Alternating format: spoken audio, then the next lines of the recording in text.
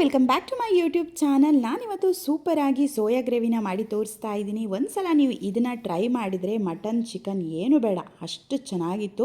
ನೀವು ಕೂಡ ಈ ರೆಸಿಪಿನ ಮನೆಯಲ್ಲಿ ಮರಿದೇ ಟ್ರೈ ಮಾಡಿ. ವಿಡಿಯೋ ಇಷ್ಟ ಆದರೆ ಚಾನಲ್ನ ಸಬ್ಸ್ಕ್ರೈಬ್ ಮಾಡ್ಕೊಳ್ಳೋದು ಮರಿಬೇಡಿ. ನಿಮ್ಮ ಫ್ರೆಂಡ್ಸ್ಗೂ ಫ್ಯಾಮಿಲಿ ಮೆಂಬರ್ಸ್ಗೂ ಶೇರ್ ಮಾಡಿ.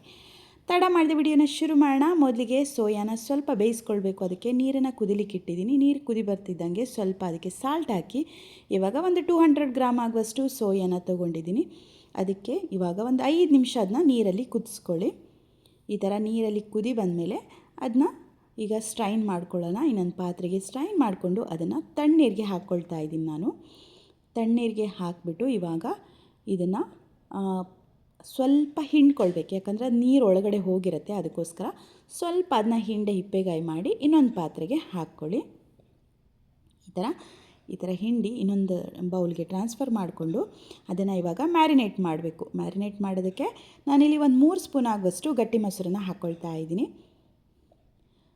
ಹಾಗೆ 1 ಸ್ಪೂನ್ ಆಗುವಷ್ಟು ಚಿಲ್ಲಿ ಪೌಡರ್, ಅರ್ಧ ಸ್ಪೂನ್ ಗರಂ ಮಸಾಲ, ಅರ್ಧ ಸ್ಪೂನ್ ಆಗುವಷ್ಟು ಧನಿಯಾ, 1/4 ಸ್ಪೂನ್ ಆಗುವಷ್ಟು ಅರಿಶಿಣದ ಪುಡಿ, ಹಾಗೆ ಒಂದು ಸ್ವಲ್ಪ ಕಸೂರಿ ಮೇಥಿ, ಹಾಗೆ ರುಚಿಗೆ ಉಪ್ಪು ಇಷ್ಟನ್ನು ಸೇರಿಸ್ಬಿಟ್ಟು ಇವಾಗ ಎಲ್ಲದನ್ನು ಮಿಕ್ಸ್ ಮಾಡ್ಕೊಳ್ಳೋಣ. ಇದನ್ನು ಈ ಥರ ಮ್ಯಾರಿನೇಟ್ ಮಾಡಿ ಹಾಕೋದ್ರಿಂದ ನೀವು ಸೋಯಾ ತಿನ್ನುವಾಗ ಒಂಥರ ಸಪ್ಪೆ ಸಪ್ಪೆ ಅನಿಸಲ್ಲ.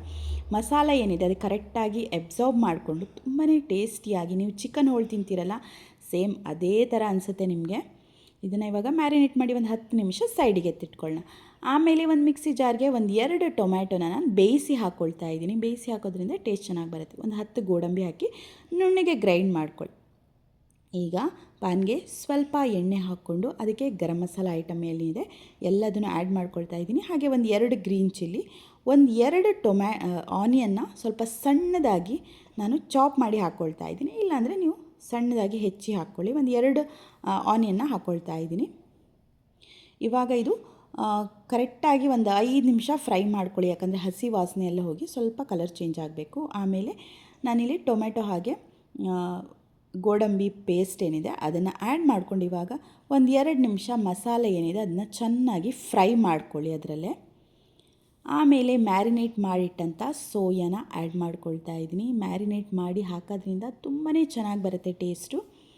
ಆಮೇಲೆ ಅದಕ್ಕೇ ಒಂದು ಅರ್ಧ ಸ್ಪೂನ್ ಆಗುವಷ್ಟು ಚಿಲ್ಲಿ ಪೌಡರ್, ಅರ್ಧ ಸ್ಪೂನ್ ಆಗುವಷ್ಟು ಗರಂ ಮಸಾಲ ಪುಡಿ, ಹಾಗೆ ಒಂದು 1/4 ಸ್ಪೂನ್ ಆಗುವಷ್ಟು ಧನಿಯಾ, ರುಚಿಗೆ ಉಪ್ಪು. ನಿಮಗೆ ಗ್ರೇವಿ ಯಾವ ಹದದಲ್ಲಿ ಬೇಕೋ ಅಷ್ಟು ನೀರು ಹಾಕ್ಕೊಂಡು ಇವಾಗ ಎಲ್ಲದನ್ನು ಚೆನ್ನಾಗಿ ಒಂದು ಸಲ ಮಿಕ್ಸ್ ಮಾಡ್ಕೊಳ್ಳಿ. ಅಂದರೆ ನೀವು ಚಪಾತಿ ರೋಟಿ ಎಲ್ಲ ತಿನ್ನೋದಕ್ಕೆ ಗ್ರೇವಿ ಸ್ವಲ್ಪ ದಪ್ಪಗಿದ್ರೆ ಚೆನ್ನಾಗಿರುತ್ತೆ. ಈಗ ಎಲ್ಲ ಮಿಕ್ಸ್ ಮಾಡಿ ಅದನ್ನ ಚೆನ್ನಾಗಿ ಒಂದು 2 ಕುದಿ ಬರ್ಸ್ಕೊಳ್ಳಿ. ಯಾಕಂದರೆ ಮಸಾಲೆ ಎಲ್ಲ ಬೇಯಬೇಕಲ್ಲ, ಅದಕ್ಕೋಸ್ಕರ. ಸೋಯಾ ಆಲ್ರೆಡಿ ಆಲ್ಮೋಸ್ಟ್ ಬೆಂದಿರುತ್ತೆ, ಯಾಕಂದರೆ ನಾವು ಬೇಯಿಸಿ ಹಾಕ್ಕೊಳ್ಳೋದ್ರಿಂದ.